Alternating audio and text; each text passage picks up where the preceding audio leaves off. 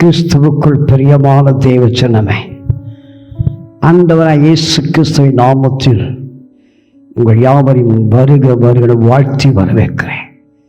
சங்கீதக்காரன் சொல்லுகிறான், சில ரதங்களை குறித்தும் குதிரையை குறித்தும் மேன்மை பாராட்டுகள், நானோ என் தேவனாய் கர்த்தரை குறித்தே மேன்மை பாராட்டுவேன்.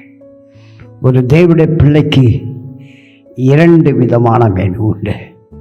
ஒன்று ஆவிக்குரிய மேன்மை, உலக பிரகாரம் மேன்மை.